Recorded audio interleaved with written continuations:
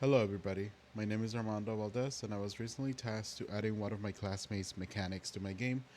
I chose Andres Fraticelli's checkpoint tile, and I will now show the code for it, and then I will show the gameplay. So first, um, I created an input for the checkpoint, which is going to be tab. So then we made a function called checkpoint, and this is basically asking if the player is standing on a tile, on a regular floor tile. Sorry. So we get the current tile class, and then we make sure that it's equal to floor tile. If this is true, then the game is going to check if there is more than one checkpoint, because there can only be one checkpoint on the game or on the level. So we're gonna get, if it's true, we're gonna get all actors of class, and that's going to be BP checkpoint. And then we have an array here, and the array is equal to 1.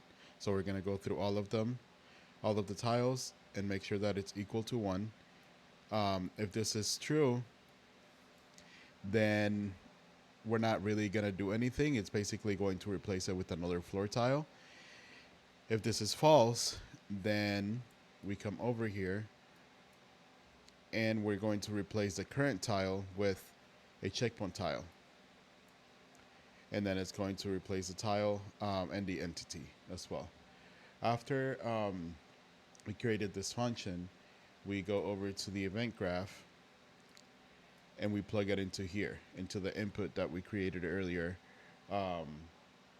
for the tab key. And then the last thing that we need to do would be over here where the player dies. So after the delay, after the player dies, after the delay, we get all actors of class. We make sure that there is a checkpoint on the level. If there is, then we're going to move the entity to the tile where the checkpoint is. And then if there isn't, then we just reload the level from the beginning. And then let me go ahead and show the gameplay.